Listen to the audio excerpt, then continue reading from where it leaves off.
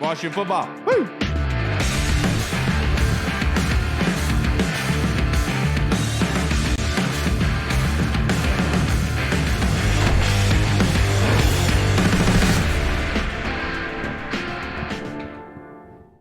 Hello, everybody, and welcome to the Burgundy Zone. I am your host, Kyle, and I'm joined by my two co-hosts, Michael Hall and Michael Reed. Reed is busy at the moment. He had a DK Metcalf situation come around.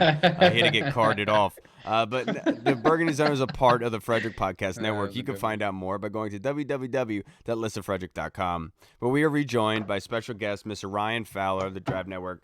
Thank you for joining us, Ryan. It's a sad day. Washington loses 25-10 to Dallas against a backup quarterback. Let's be honest about that. And they did not do well here.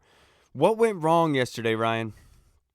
A lot. First off, thank you guys for having me as always. You guys are the best. A lot went wrong yesterday. And for me, and I'm fired up today. I know a lot of you guys are. I know our audience out there is fired up because as a city, you guys, myself, we deserve better. We do. This is an organization to where every 5 years it showcased itself in the Philly broadcast where they said, oh, they won the division in 2020. They won it in 2015. They won it in 2012. As a franchise right now, every 5 years you're playing to be decent. That's not how you run an organization.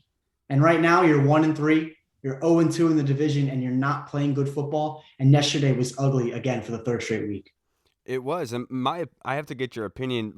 This offense has been inept for 3 straight weeks. I think it's unacceptable. They haven't been able to compete in these games. Is there an underlying factor here, in your opinion, as to why the offense is inept? First off, it's the offensive line. And there's not a quarterback in this league. You can name all the tier 1 guys you want, but there's not a single quarterback in this league that's going to be able to succeed on their back. I know we saw a little bit last year with Joe Burrow and that bad offensive line and brought him to the Super Bowl. But Carson Wentz, especially these last 3 weeks, has had no time to go through his progressions, hitch up in the backfield, in the pocket, in a clean pocket, and deliver downfield. We saw those first 2 games against the Jaguars, against the Lions. We saw what this offense can be. Now, granted, if it weren't for heroics for Carson Wentz in that week 1 win, we would be sitting here 0-4 right now, which is disgusting. However, the offensive line has to get better. I sit here every time I come on this podcast, my podcast as well, I talk about John Matsko, offensive line coach, and the bodies that he has put on the front 5. But the loss of Chase Roulier at center and allowing Carson Wentz to keep his eyes upfield, see what safeties are rotating to, see what they're doing on the outside, whether it's man or zone, these last couple weeks have been ugly. It's not all the offensive line either. I'm going to put some blame on Carson Wentz as well. There were throws yesterday against Dallas that he has got to hit. But sitting on your back foot, throwing out here with a 3 o'clock arm angle like your Matthew Stafford or Patrick Mahomes, he has a decent arm, but he doesn't have that type of juice in his arm. He's not Josh Allen by any means. It was sloppy on offense yesterday. They got the run game going in the first quarter. I was really happy with that. Kind of throwback style of game. I think they'll try to do that a little bit against Tennessee. But right now, Washington looks completely uninspired on both sides of the ball. And I'm just completely tired of it because this is year after year we say the same exact things. Yeah, I mean, I'm right there with you. Speaking of the other side of the ball, a guy that's not playing with a lot of confidence either, it seems, is William Jackson III. He was brought in here a couple years ago as a high-priced free agent. They brought him in to be that number 1 corner type of guy, and it just seems that he's getting beat game after game, player after player, no matter who the wide receiver is. What are some things you think he can do to kind of maybe flip it around and kind of piggyback off of that? Do you think that it's just William Jackson III, the player, or do you think it's also scheme involved as well? Yeah, for sure. To answer your second question, I think it's definitely scheme. But I think, and I was talking to you guys about this right before we started recording, is that these are the guys that Rivera wants on his defense. You brought in William Jackson. You drafted Benjamin St-Juste. You brought over Kendall Fuller in the Alex Smith trade from a couple years ago. You drafted Cam Curl. You signed Bobby McCain. But for William Jackson right now, and really in Kendall Fuller, they don't look like CB1s in the NFL. They don't look like corners that can lock down an opposing wideout. Now, do we come into this year, are we going to say that any one of those guys could lock down an opposing wideout? Absolutely not. And William Jackson was supposed to be that CB1. They're paying him a lot of money to be that. So if you're getting paid that money, then play like it. Or else we're going to get somebody on the field that can do that. Just last week, we saw Benjamin St-Juste play on the outside against A.J. Brown and Devontae Smith and play damn well. All right, I'm not going to even talk about the end zone catch when A.J. Brown big boyed him into the end zone. He's going to do that against 95% of corners in the NFL. But Benjamin St. Juste, you drafted him out of Minnesota, long corner, 33-inch arms, 6'3". He's physical. He's aggressive. He'll get flagged a couple times for being a little bit too handsy, but he's going to let you know when he's on the outside, and he's a guy that you can build around. And he showcased that against Philadelphia. Then we go into Dallas. And what do you have back? William Jackson's healthy. Got one side Kendall Fuller, one side William Jackson, and who's at the nickel again? Benjamin St. Juste. That is conceptual. William Jackson right now hasn't showcased the ability to lock down any receiver from wide receiver one. Monroe St. Brown, Christian Kirk, CeeDee Lamb, Noah Brown, Michael Gallup. It doesn't matter. Who the hell's on the outside? It doesn't matter. William Jackson's being paid a lot of money to play. I don't care who you are, what your name is, where you're from, where you were drafted, what school you went to. I don't care. You can play ball, you can play ball. And right now, William Jackson and Kendall Fuller should be playing getting the snaps, 100% of the snaps against Dallas. Because, well, you got to bring in Rashad Wildgoose and Tariq Castro Fields off the bench. What are we doing? But William Jackson right now is a CB1. Sorry, but it's just not cutting for me. And that's a great question because there's a lot that goes into William Jackson right now. And I don't know how many questions can be answered moving into week 5. Yeah, Hall and I were talking on Twitter earlier, and I made the comment that I think Benjamin St. Juste should move outside and William Jackson III should move to the slot. And I absolutely just love that idea for William Jackson III. I think that would make him feel a lot more comfortable. But that being said, let's move on to this next question I have for you. EB of 1067 The Fan of the Junkies called for Ron Rivera to resign. I want to get your opinion on that. We are both Washington. All three of us here are Washington fans. Want to get your opinion on that. Yeah, let's pump the brakes a little bit. However, with down times come, desperate times come for desperate measures. And this is year 3 of Ron Rivera. These are his guys. We expect better. This is a talented roster on both sides of the ball. We expected the offense to be better this year. Why? Well, you drafted a first-round receiver, and you brought in a quarterback that's one of the most talented since RG3 and Kirk Cousins were in town. The offense was better the first 2 weeks. Defensively, you expect it to be better. Now, the Chase Young injury is something that we knew we were going to deal with. You still got your guys in the front 7. Jamin Davis in year 2. Expecting more from Benjamin St. Juste in the secondary. Cam Curl, another year next to Bobby McCain. You drafted Percy Butler, who didn't even play a defensive snap against Dallas. Ron Rivera's got to get it together. And he talked about it against Philadelphia. We have young guys that we want to put in more position to win, get some snaps, because we're going to start punching people in the face too. It's year 3. I don't know how much time you got left here, Ron. I don't know how much more time you're going to have to punch people in the face. Guys have to produce. And it's funny because you hear all the fans every week, oh, the Eagles fans are coming to town. The Giants fans are coming to town. Dallas fans are coming to town. And all you saw in that Eagles game was that Kelly Green all in the lower bowl of FedEx Field. And people are going, oh, it's all Eagles fans. Why? Oh, well, Washington, we have to run promotions every week to get fans out. People don't care about coming to the stadium to get a towel.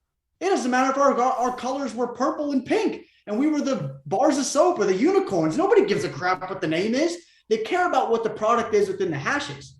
And right now, and what it's been since the late 90s, has been crap, except for a few outlying years here or there. It's just, I know you guys are as fired up as I am, and I'm just tired of saying the same things year after year, because as you get older and you learn how football teams progress and how you add guys from a personnel standpoint, offense and defense, and put your guys in position to win football games. And right now, the Commanders aren't doing that at any level. Ooh, speaking my language right now. You're speaking my language. So going back to the offensive side of the ball, obviously for the past, you could call it 8 quarters of football, there's been little flashes here and there, especially the running game yesterday. I think they did a good job in the run game. Mm-hmm. How would you rate Scott Turner overall through the first quarter of the season? I know a lot of people are kind of mad at that he's not really making the in-game adjustments that people would like, but what is your thoughts on Scott Turner so far? Yeah, I think Scott Turner's been fine. I think the offensive line has really got to get better for us to really see provide a clear window into what the offense is truly going to be over, not just against the Jaguars and Lions. With Chase Roulier, especially his first 2 weeks was healthy. We really saw this offense kind of produce and what they could be with Terry and Jahan and Curtis and Logan Thomas and the running game getting going. But I like what Scott Turner has done with the offense. I like what he does with the players that he has, similar to what Nick Sirianni does in Philadelphia, to where he uses his offensive guys to their best ability, puts guys in position to win. He's not having Curtis Samuel line up on the outside and run Terry McLaurin's routes. He's not Terry McLaurin, nor is he running Jahan Dotson's routes. He does what Curtis Samuel does best, and he puts him in a position to do so. So I'm actually fine with what Scott Turner has done so far. There's always going to be skepticism when you scored 18 points combined in the last 2 weeks, But right now, from a schematic standpoint, I do like what he's doing, but the offensive line has to get better for us to ever reach our performance ceiling as an offense. I agree with you there. And speaking of the offense, we talked about it earlier, but Jahan Dotson is dealing with a hamstring injury. Ron Rivera said in his press conference earlier that could be something that holds him back out maybe a week or two. How big of a loss is that for this offense? He's been the one consistent person through the first month of the season. Yeah, it's massive. And really look back to last year when you drafted De'Ami Brown and you brought in Curtis Samuel to take attention off of Terry McLaurin. And that's what Jahan's done early this year. He's got 4 touchdown catches. He's been one of the top rookies in all of football as far as from wide receiver standpoint. So he's out. Does that move Curtis Samuel into wide receiver 2, or does he stay in his role? And then now you're relying on guys like Cam Sims, and you got De'Ami Brown has to step up. You used a day 2 pick on the guy. It's time for you to step up and play ball. You're a 3rd round pick out of Carolina. You got to play ball. I don't care who you are. You have to play. And if you can't play, then that goes on the coaching staff of drafting him in that position. Then you got Dax Milne, guy out of BYU that competes. He catches footballs, but if he competes and he produces, put him on the field. Who cares? But right now, Jahan being out for whether it's this week or this next 2 weeks against the Titans and Bears, you got to have guys that can play. And am I scared that the Titans are going to be able to shut down Terry all game long? No. The Bears, absolutely not. But you have to have Jahan healthy moving forward to the later part of the season, and you're going to have to rely on guys that they've brought in from the draft to holster Jahan's targets. And whether that's more for John Bates, or you want to get Cole Turner healthy a little bit, more in a passing game for Antonio Gibson or J.D. McKissick. Maybe they even run some of that pony formation that the Packers do with A.J. Dillon and Aaron Jones, kind of 2 backs to the same side of the quarterback. I don't know. It's just more questions for this offense and this team to answer. And it really is a big blow because we finally get something going, and then it's a blow for 2 weeks potentially. And we're now joined by DK Metcalf himself. What's up, brother? Do you have a question for Ryan? Yeah, my bad. I used an entire roll of toilet paper to get on out here, just so you guys know that. So I had to hurry up. Thanks for letting us know. You guys are all welcome. Now the whole world knows that, and it's okay. Or, not the whole world. We're not that popular yet. And it's not like I'm Joe Rogan. But you guys ask about the O-line yet and the O-line issues and Carson Wentz? Yeah, not Wentz in particular, but that's a good question.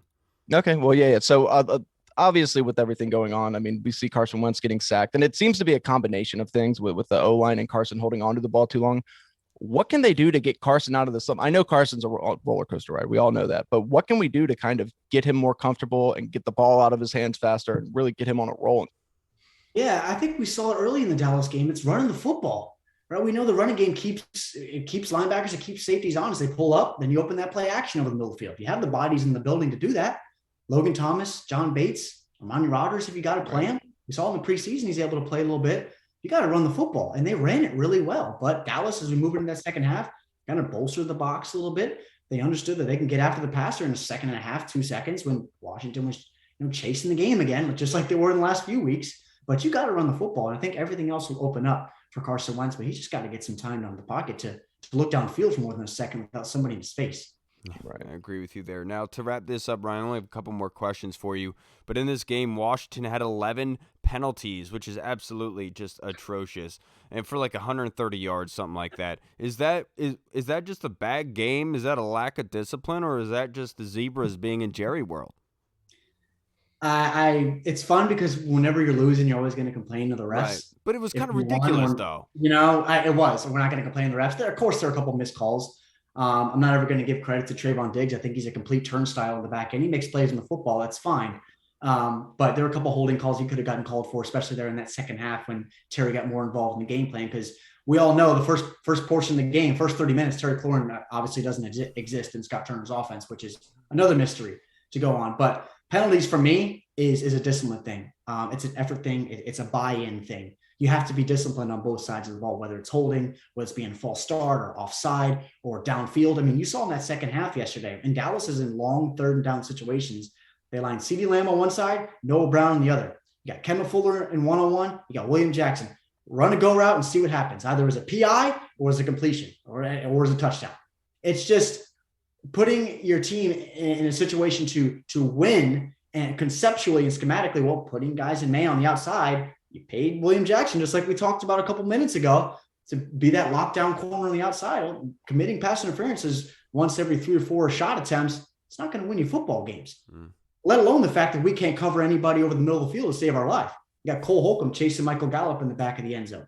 or a blown coverage on 3rd and 5 in the first series. But right now, it's an effort thing for me. It's a buy-in thing. I don't see a lot of people buying in right now from Ron Rivera. And I'm also tired of looking over and seeing on the broadcast of Ron Rivera standing there with his arms folded every single time. I know maybe I'm nitpicking, but if I'm a corner, if I'm a linebacker on the field and I'm down 25, let's say 24-0, and we're against the Lions or the Eagles, and I look over to the sideline and I see my coach standing there with his arms folded, that shows a lack of confidence in me. And that shows a lack of confidence of the 10 guys that are around me. And it would piss me off personally. It shows no confidence in what I'm doing or he's doing or what the coaches around him are doing. And it's just been really frustrating these first few weeks. Now, we're all going to nitpick because we're losing. But these are things that have happened for a long time. And this is the 3rd consecutive year where we're on track to have sub-500 football under Ron Rivera. All right, now, Ryan, last one I have for you. Looking ahead, because nobody wants to talk about Dallas anymore. That's stupid. But going against Tennessee Titans this weekend, I'm changing my viewpoint. I'm saying I'm not going to expect the swing to happen. I'm just going to expect for them to get blown out from here on out and let them surprise me if it happens. What's your opinion heading into this game this weekend? Are you under the same mindset as I am? I think we'll all have to be. Yeah, we have expectations for this football team, but right now there's no reason. It really is unfortunate because we all pay attention 3.5 hours each Sunday in our time for this football team. And sometimes it actually, we care more sometimes than the players. And that is obvious sometimes. We care. We do care a lot. But moving forward to the Titans, you don't stop Derrick Henry. It's going to be a long day. You got to have a willingness to tackle that big boy for 60 minutes. And if you don't, depends what the weather is. You don't want to get to hear the fall in the wintertime a little bit. It starts getting colder. Tackling him for 60 minutes, it's going to wear on you. Yeah. They're not going to beat anybody through the air as far as Robert Woods and Nick Westbrook and Traylon Burks may be out with that turf toe, and Kyle Phillips is a rookie they like, or Chika Okonkwo they drafted out of Maryland. I know you guys are maybe familiar with him as Terps fans. He led them in receiving this last week, but who knows? Who knows, Kyle? Who knows what we're to expect this Sunday? Maybe they go out and win 35-10 and get us all excited again for a week. But you got to stop Derrick Henry, and we'll go from there. But I have no expectations conceptually, defensively, adjustments that they're going to make. I expect them to do the same things. And offensively, if Jahan's out and another center, another guard's in there, Sadiq Charles is now the right guard. Lord help us. We'll see what happens. Yeah, you convinced me, Ryan. They're going to win 45-0 this weekend. Exactly right. It's amazing how fast we forget, right? Every week, same thing. By Tuesday, we're like, hey, we're on to the next game, man. We got a real chance in this one. We match up well. No, we don't. Ryan, I can't thank you enough for joining us, sir. I know you're very busy with the Draft Network, but you also have your own podcast, Commanding the Huddle, so make sure you guys go and check that out. But before you get out of here, if you'd just like to plug your social media handle, just in case anybody watching hasn't followed you yet and would like to. Yeah, Twitter is _Ryan Fowler, and then all my written work is housed at thedraftnetwork.com. One of the best websites ever for people that are draft buffs. I use you guys all the time. You guys have my favorite mock draft machine as well. So it's getting a revamp too. Because we had a brand new site. It's getting a complete revamp. Oh, hell yeah. Cool. Good. I'm glad to hear that. I'm very happy to hear that. Ryan, thank you so much for coming on here and venting with us and this therapy session, so to speak. Can't thank you enough, brother. Go and enjoy your Monday and have a great week. Appreciate it, guys. Have a good one. Take it easy. Have a good one, Ryan. All right, everybody. We just spoke with the man, Mr. Ryan Fowler. He did not mince words. No, they shouldn't, man. And I have a feeling all three of us are going to do the same thing this podcast, and which is crazy because we've been the biggest supporters. We've always tried to be so positive, but it only takes so much, Yeah, you're right. Now came out guns blazing right there. I liked it. It did. Reed wasn't there for it because he was busy. I was emptying out my butt. Now let's move on to our fan questions before we are joined by our next guest. And this is from the Colonel Hall. I'll go to you first. Penalties, turnovers, and giving up big plays downfield seem to be the Commanders' identity that everyone's been speculating on. Do you have anything to add? Turnovers. No, you pretty much covered it. That's the scope of it. No, I mean, like we talked about, I like what they're doing in the run game so far. Like they got the run game going last game, but again, that doesn't really do anything for you when you're down 14, 13, 20 points at the half or at any point in the game. So honestly, Colonel, like I said, you covered the big three. I mean, that's their identity right now. And like we just talked about, until they show us anything different, that's going to be their identity. The only thing I'll add per the identity is that they're an 18-wheeler with all flat tires at the moment. Cannot do anything offensively, get going. It's mind-boggling, to be perfectly honest. Because, I felt like that bounce back would come. and it's continued to just drag and drag. I said this to Logan Paulson earlier. I haven't seen this offense be this inept since Haskins was under center. Rest in peace. And no disrespect to him, but like you remember He just those wasn't games. ready to be. Remember that Carolina game where you're just like, dude, bring in somebody else at this point. What is going on? I'm not saying for them to bring in another quarterback over Carson. I'm just talking about like the kind of dire desperation there is on offense where there's just nothing there. But Reed, what do you think? Do you have anything to add to the identity? Yeah. Just one thing you hit all. I think you hit it all on the head. But it's an old saying that your team takes the identity of your quarterback. So far, I mean, we were all high after week 1. It's been a downhill from there. We haven't shown any signs of doing anything close to week 1 again. I would hope it's coming though, because as we know, Carson's a bit of a roller coaster. So hopefully we can get going and string some wins together. But yeah, right now it is not looking good, man. We are just a very, very inconsistent team, and we don't do anything right. It just seems like guys just don't give a shit, which is weird because Ron's supposed to be an excellent motivator, and I think he's a great dude. It's just, yeah, we're just very inconsistent and not disciplined. I don't know. Yeah, I'll say sloppy, I guess, is another one to add there. For the life of me, I watched the other games yesterday at 4:00, and you'll see a deep ball get thrown, and you'll see a safety over top, and it's like a contested catch. The defense is in a really good position. But every time the past 2 or 3 weeks, going back to Detroit, whenever that deep ball was coming, there's nobody over top. Yep. And it's like, I understand Bobby McCain was over top of that one on Kendall Fuller, but he was on the outside of the hashes. By the time that he's over top, it's too late. Like, why can't we just do normal things correctly? Like, why can't you just be in position? Why do we always have to be out of position? Also, I don't see too many plays from other teams where a linebacker is covering a number 1 wide receiver. And I understand that they're moving. I know it happens, and they're moving guys around. That's the whole point of having a number 1 wide receiver. You got to move them to different spots, get them picked up. But usually it doesn't happen often, and usually you can get somebody kind of over there who can cover him. And Jamin did decent. Jamin didn't do terrible for what he was asked to do. It's just like, why do you want CeeDee Lamb's killing you right now? Why do you want this? Because what I noticed on that play is what they did is they came out with CeeDee Lamb in the backfield, standing next to him in shotgun. Oh, right. And so Cole Holcomb had the running back who's also standing next to Rush in the backfield. So Jamin and him were one-on-one. So Cole got the guy he was lined up over the running back. Jamin got CD. Fortunately, like, you feel good about that matchup because CD has to run 5 yards ahead in order to cross the line of scrimmage. It wasn't until right before pre-snap that CD motions onto the line of scrimmage, which immediately puts Jamin at a disadvantage because he's lined up behind Dalton Schultz. So then CD just runs a quick little out step to get Jamin to go outside, then go beelines inside. Unless you call a timeout, there's nothing you can do about that. No, there is because you can, if you don't want a linebacker on him, you can keep Bobby McCain, some form of safety, just to kind of follow him around if he's inside, lined up in the backfield, wherever, just to make sure that you don't have that mismatch against a number 1 wide receiver. And like I said, Jamin didn't do anything wrong. He did what he was supposed to do. I think that probably comes down to Jack Del Rio more so than anything. It happens every week. Every week, teams know that they're going to be able to get a linebacker matchup against a number 1 wide receiver fairly easy. That goes into a lot of the chatter around the rest of the league with like anonymous GMs and coaches and whatnot saying that the coaches and what they're doing, the schemes wise, is predictable. They know what's going to come at them. They know what they're doing pre-snap, post-snap. So remember what Amon St. Brown said after Detroit? He was like, we knew what they were going to do. I was kind of surprised that they did it. We didn't know it would be that easy. Exactly. So it just goes to one of the things where, like, for some reason, they don't want to make adjustments. They just like scheme. The players got to adhere to our scheme. But at some point, if they're adhering to the scheme and still getting beat, it might be the scheme. Yeah, to an extent, I think that you are right. You should probably have a plan for that. I do wonder if Dallas had showed that they were ever going to bring CeeDee Lamb into the backfield for you to say this is what they're doing. But for the most part, like, you don't know what's going to happen on that snap. But you're right.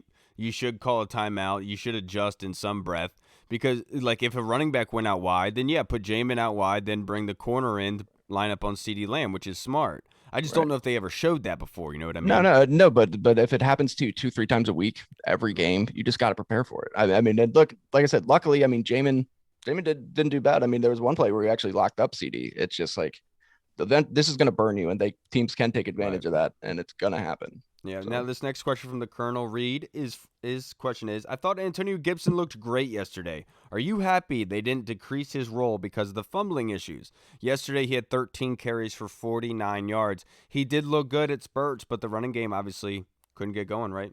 Yeah. Oh, yeah. Antonio Gibson's looked really good. And I think this was kind of the plan all along was that as long as he's not fumbling, just let this guy go because he's a playmaker, man. He really is. So I've been impressed with AG. I think that him and Brian Robinson could be a real problem and JD could be a real problem for teams once they're all healthy and you don't know what you're getting. Yeah, I am glad that they kept his reps up. They weren't scared to play him, which is something I haven't seen otherwise. But they have kept with him, which is awesome. It was good to see Jonathan Williams get in the game. He was a difference maker. Yeah. 5 carries for 48 yards. That was phenomenal. I was hoping he was going to bust that one down the sideline, man. Right. Yeah, me too. And I didn't mean by like the running game couldn't go because the running game was obviously the one positive. I just mean like by the time later in that game, the running game was obsolete because you had to throw to get back in that game. You know what I mean? Yeah, 100%. So that's the way I'm just looking at it. Now let's go to our fan questions, and guys, this is going to be brutal because I did something different today. I asked people to just tell us what they're talking, like what are they thinking about the team today, right? And so, but before we get into our reactions from the fans, let's get our questions in. And this is from Sharp Eye Washington Hall. Putting your GM hats on for a second. What are your thoughts on drafting Keely Ringo or Joey Porter Jr. in round 1, dumping William Jackson III, or Kendall Fuller and go all out on Roquan Smith? Yeah. Well, first of all, I like Joey Porter Jr. Up at Penn State. He's definitely putting together a great season. Definitely probably rising in a lot of people's draft boards. Probably going to be one of the top-rated cornerbacks coming out in this draft. So, yeah, depending on where we draft that in the upcoming draft, I wouldn't be opposed to that at all, just because obviously the writing's probably on the wall that William Jackson is going to be cut after this year. I don't know it's going to be up in the air with Kendall Fuller. More than likely, he'll probably be cut as well. So they're going to have to rebuild a lot of that back end, a lot of that defense. So, yeah, Joey Porter Jr. would definitely be a great addition to a great cornerstone to start building your defense around. Who's a guy that hopefully can be a lockdown corner in this league whenever he gets drafted. Yeah, Sharp Eye, I'm sorry, sir. I know you asked a great question. It's just for me, it's way too early to worry about that stuff. The time will come, and I understand. I understand what you're doing, and you're just like looking ahead to say how can we fix this team in the future. It's just so much can happen in this time. But I agree with you. They do need speed outside. They need speed at corner. They definitely need the depth at corner, to say the least. But they definitely do need to be invested. The free agent signing of Roquan Smith, I would absolutely love it. He's going to get a big time payday, absolutely. And they need they just need playmakers, to be perfectly honest. And I'm not going to harp on the linebackers too bad. They did make mistakes, but they weren't the reason why they lost. They didn't give up that big play to CD. They didn't give up the Noah Brown stuff. Like, it's not all their fault, essentially. But I think it's too early. I thought it was funny the week that everyone was complaining about the linebackers and how like bad they were and blah blah blah. That same week, Roquan Smith goes out and gets like 15 like solo tackles. Yeah, gets like the game winning or the game changing interception that leads to the game winning. I think it was like a field goal. I think for Chicago. I'm just like, if only. Right. Yeah. And but yeah, I mean, obviously, like I would imagine, I could see Fuller getting another shot before obviously William Jackson. Based off contract, we've known that after 2 years we'd be able to opt out of William Jackson. I think it's pretty safe to say he's gone, and he just hasn't looked good for us. At least Fuller last season was very good. We don't know what's going on this year, but yeah, man. I mean, there's some good corners in this draft too. I mean, you mentioned Ringo and Porter, and then you also have I think it's Cam Smith. Is that his name, from South Carolina?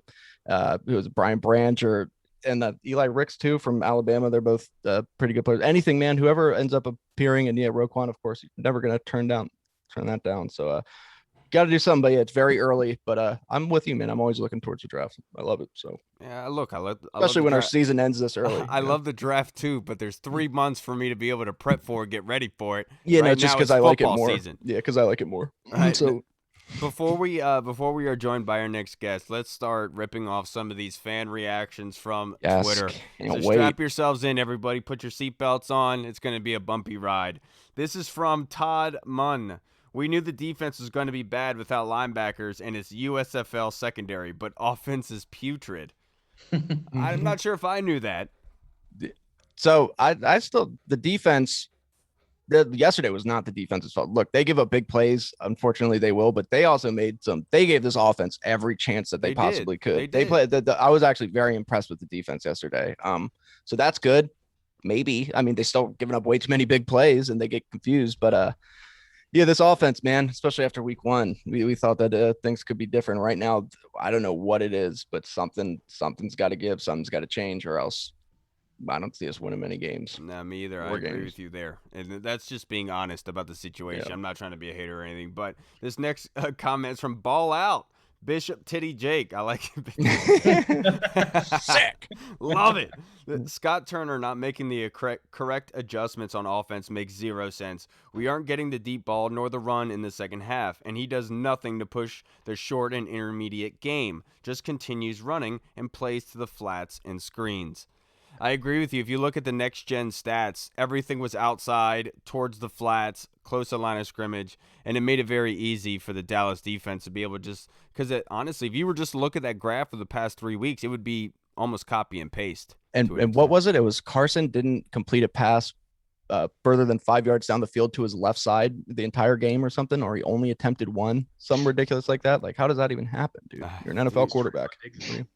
And, I mean, Scott Turner – come on. Like, what are you doing? And speaking of what are you doing, we are now joined by our next guest, Mr. Nick Akridge from Pro Football Focus, fresh off the streets of Twitter, fighting these gangs out here, tooth and nail. Glad to see you without a scratch, sir. How you doing? Yeah, I held my own. I warned people I'm going on the attack this year. I'm not lurking in the comments anymore. I'm going to defend us now. There we Careful. go. Save careful. the You might- PFF name. That's what I'm talking about. You might get beat up by somebody via Twitter, so just watch yourself, okay? Oh, no, I know. I got to watch my back when I go out in public now. There's tough people like Reed out there, they're behind burner accounts. Yeah. But first question I want to get to you, you guys uploaded your PFF ratings for the players of the Commanders in yesterday's 25-10 loss to Dallas. It was brutal. But kind of tell us, because I think Cam Curl is at the top of that list. So tell us about Cam and the game that he had and what was his rating. Yeah, Cam finished with a 92.3, which is one of the highest of his career. It might be the highest of his career. He's just so good. And the reason his grade is so high is because of that pick that was called back. It wasn't any of his fault. It wasn't the quarterback made a bad decision. He made an incredible play. They rotated to cover one. He's the deep safety. He starts by rotating to the opposite side of the field, reads the eyes, goes all the way back and makes the play on the boundary, gets both feet in. Incredible interception that didn't count because of the hold, which that was a hold. I'll give the refs that one. That one was a hold. But yeah, and he was just solid. That one was a hold. That one. I won't go into any more detail. That one, yes. He was just really, really solid in that one play. Just kind of really stood out and bumped his grade up a lot.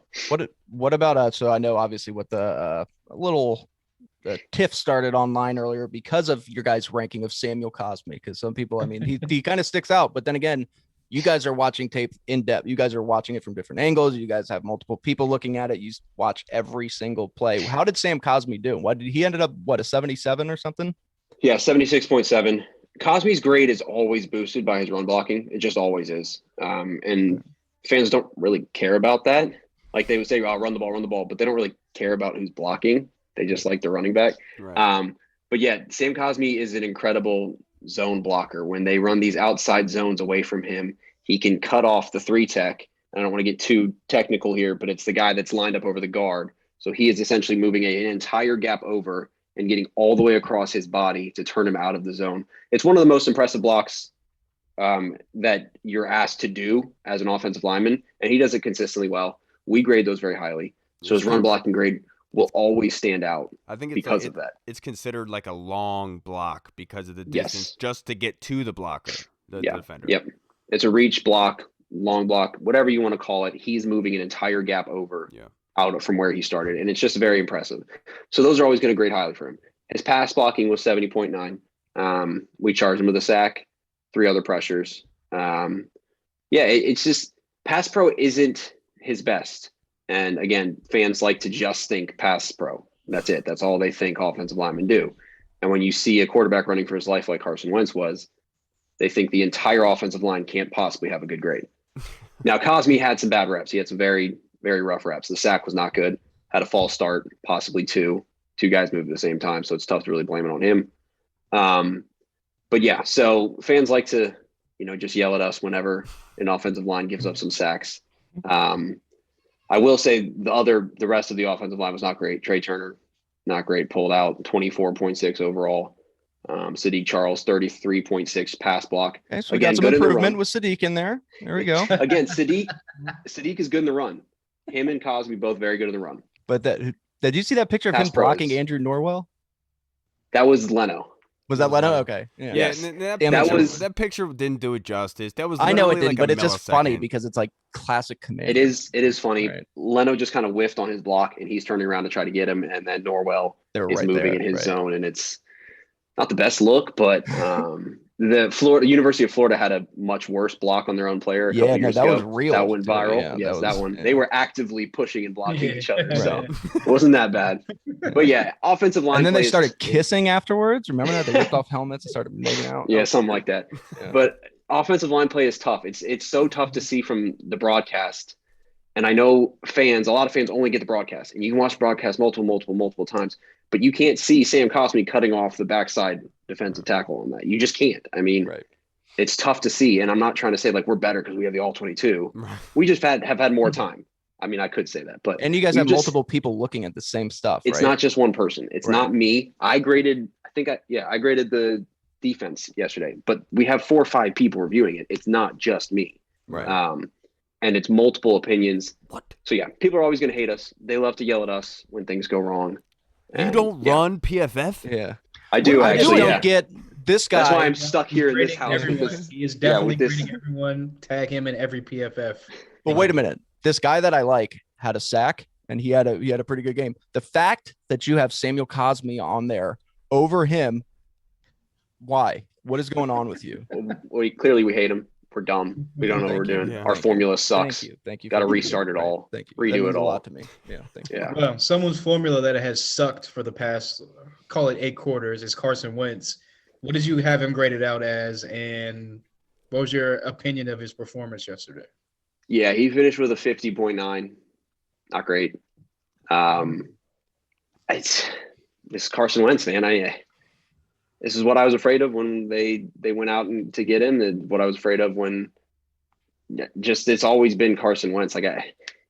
People have this weird perception of Wentz, and he had an incredible 6-7 games on the Eagles before he got injured in 2017, and everyone thinks they can get that back.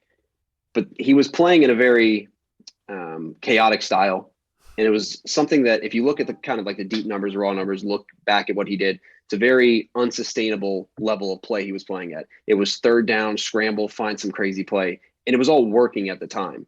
But if you looked kind of back at the raw tape, the raw numbers, it was kind of showing you that Wentz, this isn't really sustainable.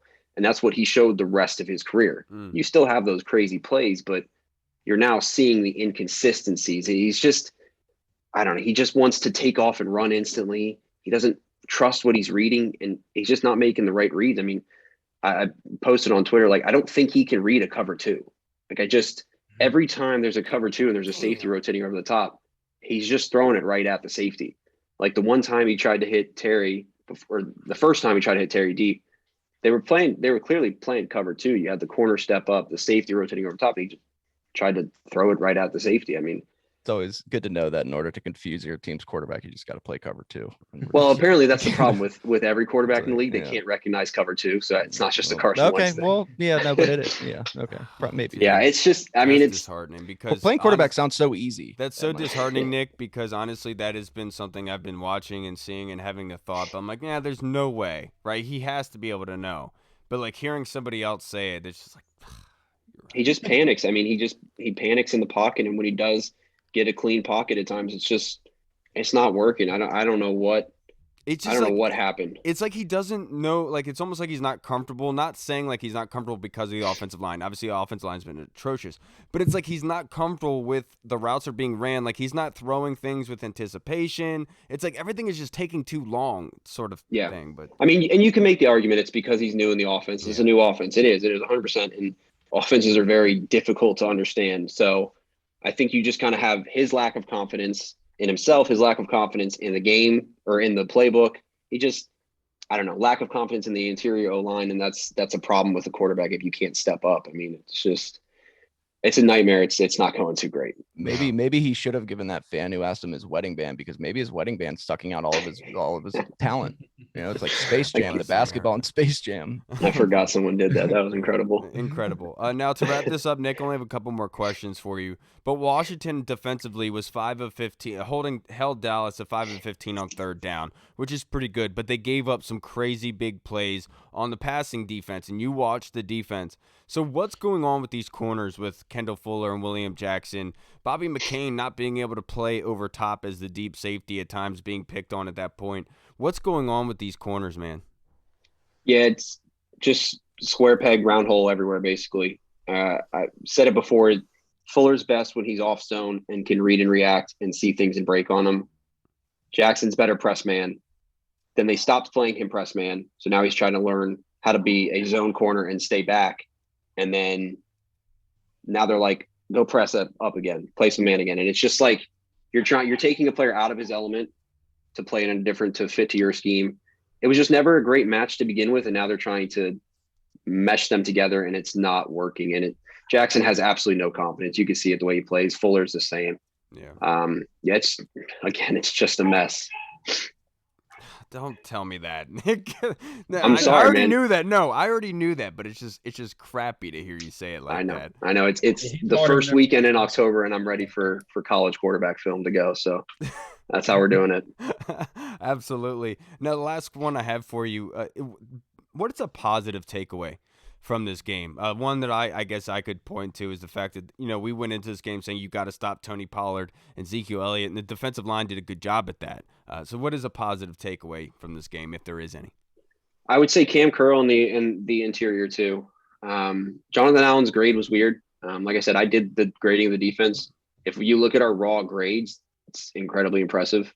I don't know how we get to the 0-100 grade. That is a magic formula that I don't know. But the raw grades look very good. Him and Payne were good. Yeah, that's it. I mean, the defense has been good enough. Like when we were hyping up the offense prior to this year, if you got this sort of defensive play, even the last 2 weeks, like against the Eagles, exactly, they were good enough. Like defense is always kind of as good as the offense you're playing. Right. And they've been good enough. The offense has been absolutely atrocious. Outside of that couple of quarters in Jacksonville, it's been absolutely non-existent. So the defense gave us chances. They stopped them on third downs. They gave them multiple chances. Ball position, field position. So. When you get the ball on the 30-yard line and you don't do anything, it's just I don't know. Yep. Again, it's a mess. It is a mess. Something that Dan loves to say all the time. But I hope you forgive me now for giving you crap last year for not putting Cam Curl in your top 10 safeties in the NFL. Yeah, that's might be a mistake on our end. My man, Nick, I can't thank you enough. It's pretty easy to change your opinion, Nick. That's yeah, absolutely, Nick. I can't thank you enough, brother. I know this is a sad day, but I appreciate you coming on here and making light of the situation and how chaotic it is. But hopefully they fix some stuff up, and hopefully we don't get you. You're not yelled at anymore when you ever use your PFF score. Brother, it is week 4, my man. We are just getting started. The worse this team goes, the worse my mentions become. When we win, everyone loves PFF. When we lose, it's all our fault. So, there we go. See, I can't wait. Come on, Commanders. Help my man Nick out. His mentions are getting destroyed right now. Nick, have a good night, brother. Appreciate it. Y'all too. See you guys. Have a good one, Nick. All right, everybody. We just spoke with Mr. Nick Akridge of PFF. Love Nick. It's rough on them Twitter streets, man. Dude, it's not cool out here, bro. Yeah, no. That's why I've been staying off social media for the last 3 weeks because I just can't take it. And a lot of it's I hate hearing the truth, and it sucks. All right, so before we wrap this episode up with our fan questions, let's get the mentions here, the replies of how people are feeling. My man Donnell Wilson said, I feel like the season is over, but Ron loves late starts. It's a good point, Donnell. I like how you leave it with like an optimistic view because like you're saying, I feel like if nothing's here, but we might come back a little bit. I love that attitude, brother. Ernie, my man Ernie Billings, Rivera can't come back next year. There is no way. This fan base has been through a lot, and this is what we get on Sundays. I got a response to that. That's a good point. All I'll say is we usually get this on Sunday evenings and Monday evenings, sometimes Thursday nights. To your point of Rivera coming back next year, even if they bottomed out and somehow got like a top 5, top 10 pick, he's going to be back next year. I know everyone likes to hate on the junkies and the EB and all that, but he made a good point. Like, Dan Snyder's not going to pay this coaching staff to get fired, go away. pay a whole nother new coaching staff to come in. Like, he's not dishing out all that money for 2 different coaching staffs. So yeah, but then EB said that he demands Rivera. He's calling on Rivera to hand in his resignation. Like, okay, EB, nobody gives a shit what you have to say. Like, you're nobody. What are you? Like, that's like some random homeless guy on the street being like, hey, man, you should quit your job. Hand in your letter of resignation. You're like, I'm like, you know what? When duty calls, I guess. I used to love the Junkies. I still relatively listen to them. But they're drug addicts. But it's just funny that EB says that. Like, EB's greatest idea, and he swears by this, is putting a toilet in a car so people can pee and poop while they're driving. Like, come on, dude. Like, know your place. All right, now this next reaction is from Reginald Skinner. He says, not happy at all, especially the divisional games. But I feel like once Carson Wentz clicks, things will improve vastly. Hope it starts for Tennessee. That's what I thought last week, man. That's what I thought last week, Reg. I know you're usually optimistic, so the fact that you're saying that means a lot. Hall of Fame media said we might be the worst team in the league. That's how I'm feeling, LOL. If our offense, if this is like, we can't be this bad. There's too much talent. Like, with Scott Turner showing that he has some ability, but if they keep playing like they have the last 3 weeks, easily we will be the worst team in the league. Like, we're not an NFL offense. I was gonna say, have you watched the Texans? But then I realized that they score points, and we don't. Right? Yeah. It's kind of hard to debate. To me, the biggest mind-blowing thing is how easy it is to pass on us and to get PIs on us, and we literally cannot throw 5-yard like consistently. We cannot get a chunk play here and there. Like, everything has to be behind the line of scrimmage, at the line of scrimmage. Like, it's almost like we're playing scared. Why? We're at rock bottom. Right. Like, just go up. Like, at this point, just play with your hair on fire, because at this point it doesn't matter, because what you're doing now is not working. The other thing is, the bad thing is the players aren't confident and the coaches aren't calling confident enough plays to get confidence in the players. So it's just a big what's that thing called when you walk around the door? Revolving door. That's what it is. Sorry. Is that a circle jerk? Oh, me and my friends do it that way. It's kind of crazy. But oh my God, Blue Waffle. I don't want to hang out with you guys. It can't be this bad, right? Like, it just can't. We can't be this bad for much all those like experts saying that we're going to be like 5-12 or 4-13, and we're just all laughing like, what? Like, we're at least a 10-11 win. We won 7 games with Taylor Heineke in a hard schedule. We'll be all right. Now I'm like, what did they know that we didn't know? Because I'm like, damn, they're so right. So right. Now let's move on to our Discord chat server. Our loyal listeners are contributing on. This is from Andy Lockhart in the UK. Oi! Thank you, Andy. Oi. How come we don't use a 2-back set? There's so many options you can do with that set, but I don't see us utilizing it. Yeah, that's something that I was been wondering too. Like, I mean, you have McKissick and Gibson right now, and you could use them both in so many ways. You could throw them the ball, you can hand them the ball, you can create a lot of confusion about who's coming out of the backfield, who's doing what.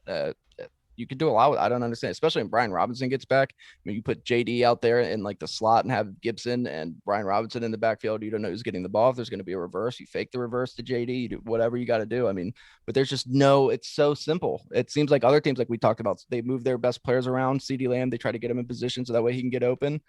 We don't do that. Yeah. We just don't do it. It seems like one of the reasons that I would point to is probably because it points to the fact that the play is probably going to two of those guys. Real fast, can you take your mask off, Scott Turner? But like if you're adding them into it, that takes away John Bates or Logan Thomas as a blocker.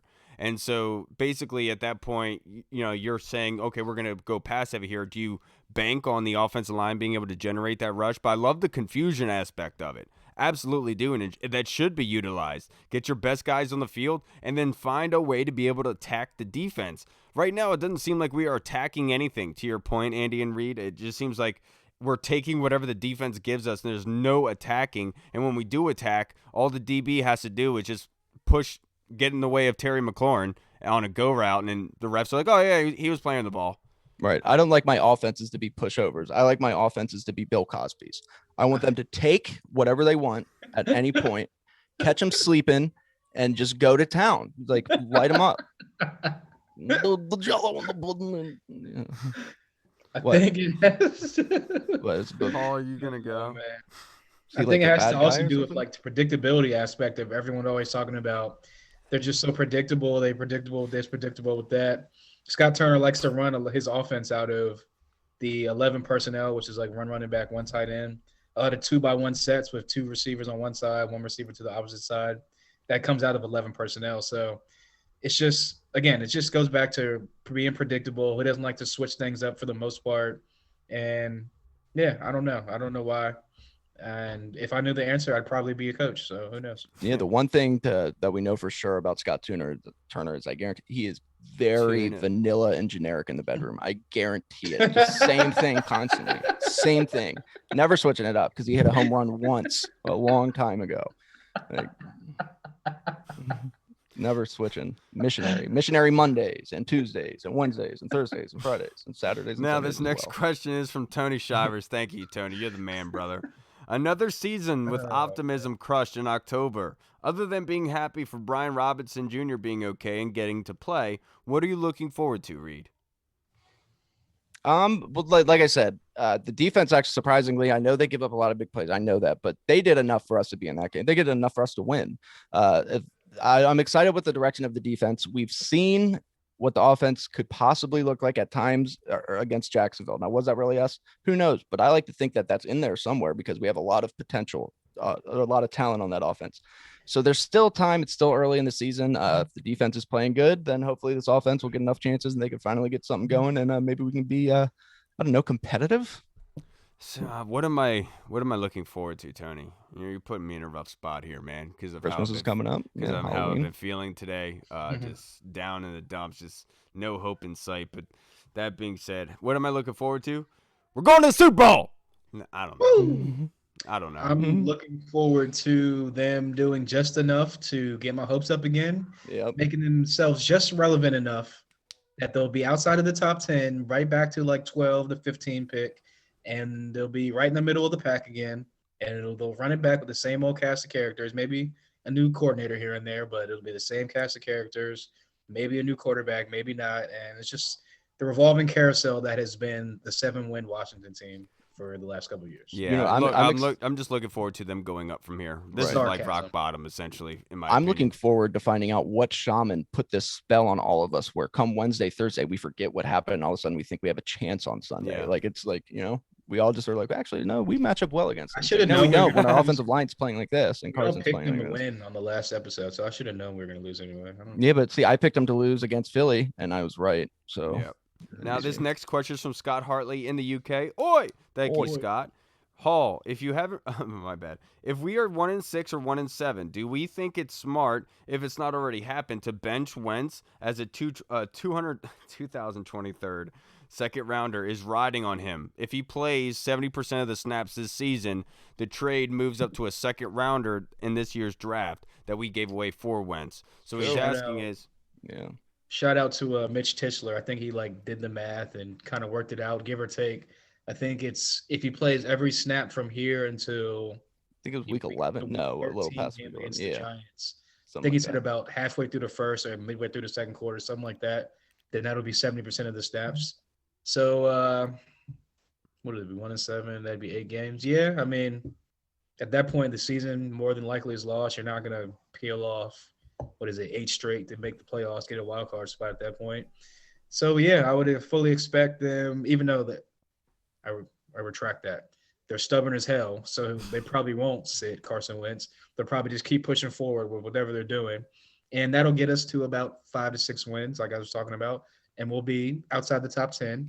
And yeah, and we'll be right back at where we've been for the last 30+ years, middle of the pack. If they're 1-6, 1-7, I definitely do see them going down the route of benching Wentz and maybe seeing what the young guys have going into the review phase. But I honestly, I'm not going to say I don't expect it. I just find it hard to believe. But just because of what we've seen, and I don't know what the hell's been going on the past 3 weeks, but hopefully they figure it out. I'm not ready to completely just throw in the flag and just set everything afire and just be like, screw this season. But if they come out and lose to the Chicago Bears in week 6, that's when I'm gonna be like, yeah, this season's lost. Let's just scrap everything. Start fresh. Yeah, I can't wait for Justin Fields to be dropping 70-yard bombs on us. Justin Fields He hasn't completed 30 passes the whole season. Yeah, I dude, know. he's been Like that. and He'll he probably also go 40 for 45 against us or something. he like also had, I think it was coming into this game, one big time throw all season. Dude, like that- it was like, Remember, that was the thing I talked about on Thursday, and I said he was the last in the league at air distance yardage of a pass being thrown, and look what they did. right. And it's like, Yeah. the least amount of explosive plays, and they put up 2 or 3 on us. Because come on, man. it's us. Also, back to the second round pick thing. I would imagine if we're that bad, they better bench him, because if you're going to lose that many games and say you're going to be a top 5 pick team, that second round pick all of a sudden is basically a first round pick. Like you would be able to add 2 very good honestly, players. Look, I'm not even trying to like joke or be like, do you really think that this group has a? That's what I'm. That? If they're losing and Carson's really playing that bad, then I would imagine that they could. But no, That's you're right. my If they're, That's I could see them being way too stubborn to do it. That's my point. If they're 1-6, 1-7, I definitely do see them doing that just to see what the Young Bucks have, because Brandon Sheriff should be netting them a third round comp pick. So you have to make sure that pick you're giving up for Wentz is going to be exchanged for that comp pick, right? And so that's why I would see them benching him if they are 1-6, 1-7, like you guys said, probably out of the divisional race. There's no way to come back in the division, no way to come back in the NFC. Let's start maybe Taylor. Let's see what Taylor has, and then if not long, Sam Howell, and let's see what the young guys have on this team, because obviously what's going on here is not working, and changes have to be made if they are 1-6, 1-7 at that point. Is all I'm saying. Now, the next question we have is from Jeff Miles. When are we going to stop babying this team? I noticed it in the preseason, but the excuse was it's just preseason. Doesn't matter. But it does when we haven't improved. Yes, we have in some areas, but the ugly truth is we are now 31st of 32 teams. It's time to stop babying them. Yeah, I think now. I think we. No more optimism looking forward. No more. Well, if they correct this, so they just do. No. I said I would wait 6 weeks to do this. I fast forwarded that. I'm in show it and prove it time. They have no what's the word I'm looking for?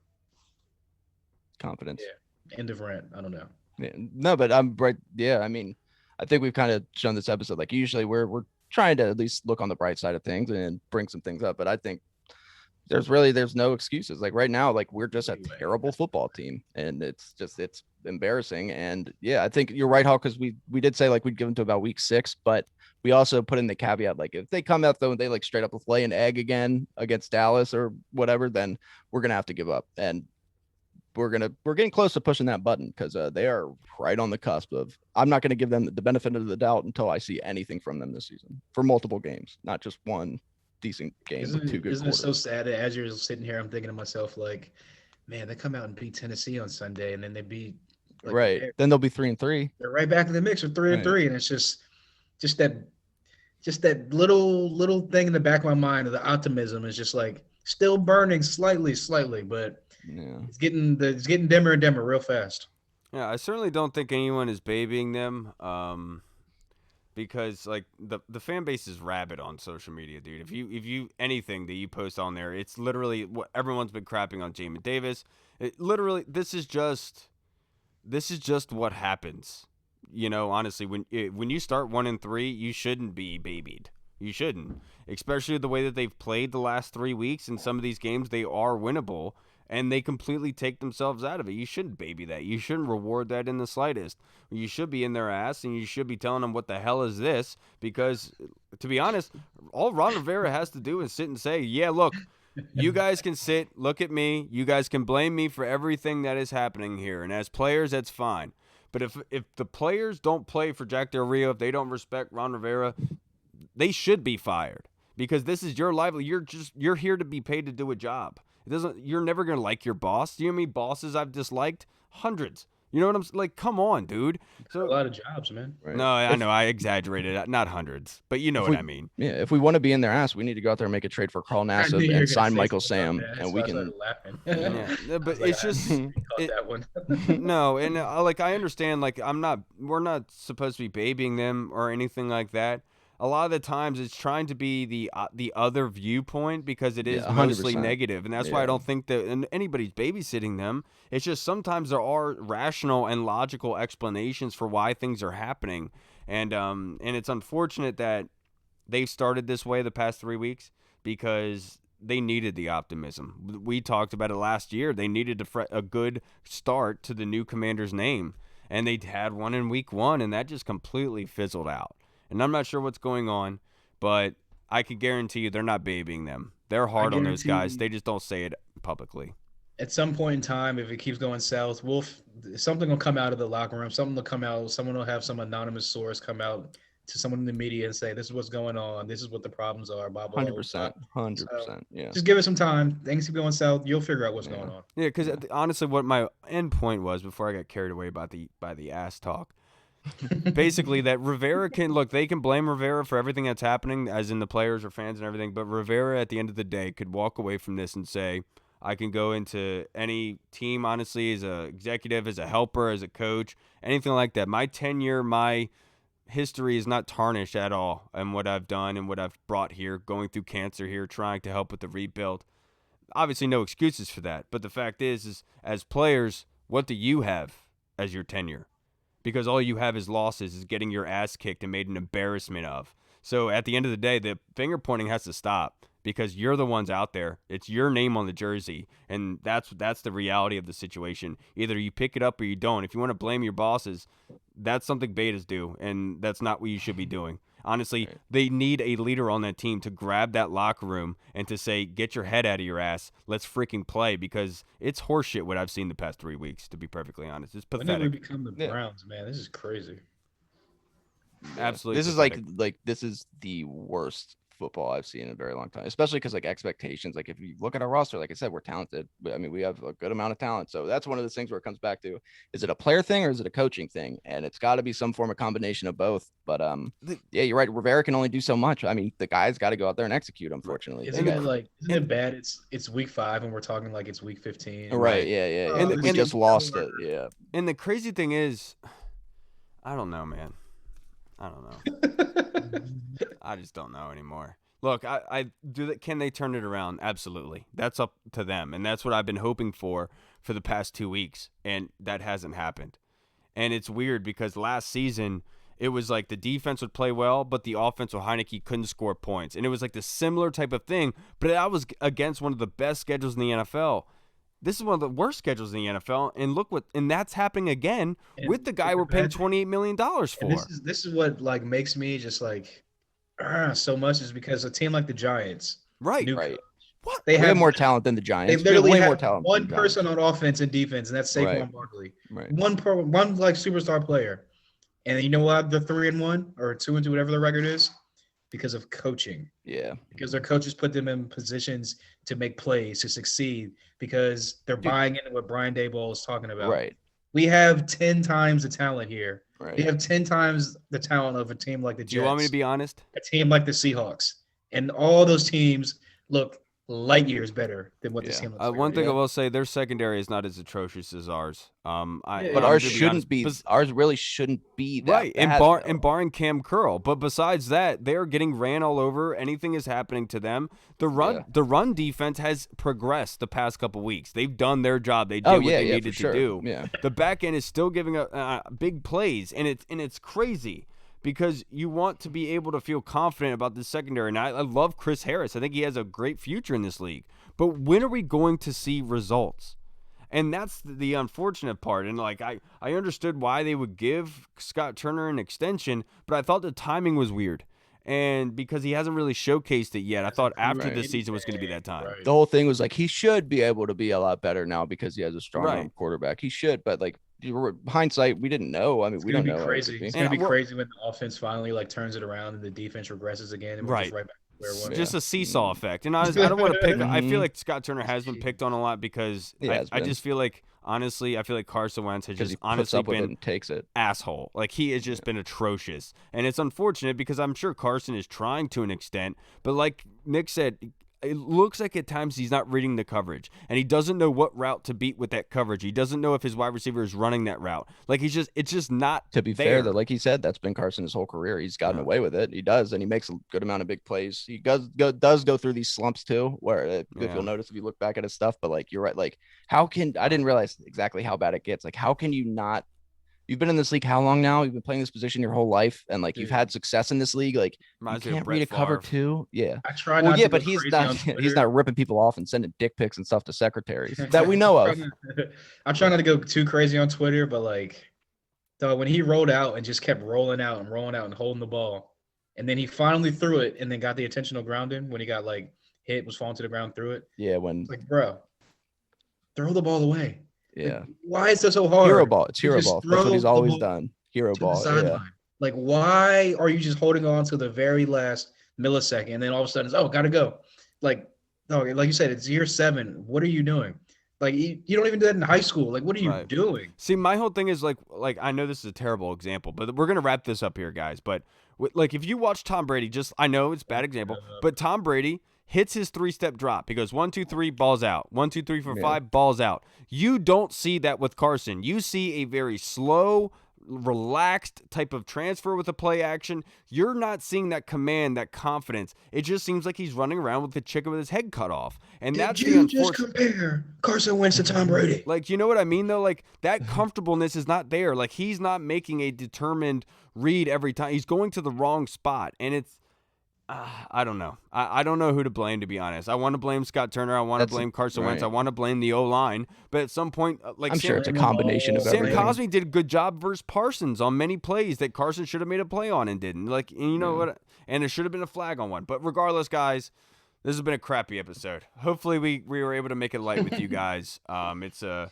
crappy week. It's been raining the past couple of days. Washington can't get out of their own way. 11 penalties, 136 yards. This is ridiculous. 2 turnovers, and they can't produce any turnovers. Every time they do, another flag comes out. It's just, I don't know. This is rock bottom. All right, everybody. We'll see you on Thursday. Hopefully it's a happier episode. Maybe something happens, something cool, like a miracle. I don't know. Let's see. You think it's rock bottom? Oh, Kyle, you Dude, have completely. Reed, don't you say that. You have no idea how Don't you far say that. down Don't this thing allow can that go. possibility to You don't exist. know how This is bad rock it can bottom. get. Oh. This is rock bottom. Only a way up, right. baby. On the We'll bright see. side, Yeah. we might see Brian Robinson this week. So Yeah. I'm very happy That's about cool. that. I'm very Yeah, happy to good for get him. Tyler Larson back as well. Happy to see him Yeah. get back here and help this offense. Friend of the show, best friend of the He show. did some fantasy would say. football. Yeah. All right, everybody. We'll see you on Thursday. I'm Kyle. I'm all. And I'm severely depressed, and I really wish people would reach out to me more. Yes. And I just remembered, I completely forgot Tim Towner's question, but I will remember it on Thursday, Tim. I promise you, you're the man. He's always sending me questions, and I always forget them because he DMs them. I'm so sorry, Tim. We'll see you guys on Thursday. We want to hear your reactions, though. So please comment on the YouTube page. What is your reaction? Just like the other fans were tweeting at us. Let us know what you think, guys. We want to hear from you guys. We want to just vent to us. It's therapy day. This is the only time for it. Starting on Tuesday, we're moving towards Tennessee. We want to hear from you. What are you feeling about the Commanders? I'm All right, never everybody. forgetting this loss. We're on to Tennessee. All right, everybody. We'll see you on Thursday. Washington football. Woo! Hey, what's up, everybody? It's Kyle. I just wanted to say thank you so much for watching. And if you liked what you saw, make sure you hit the subscribe button and the notification bell. That way you get notified when anything new is uploaded to the channel. Also, we just launched theburgundyzone.com. You can go there and find all of our latest news, articles, and the latest episodes that are uploaded.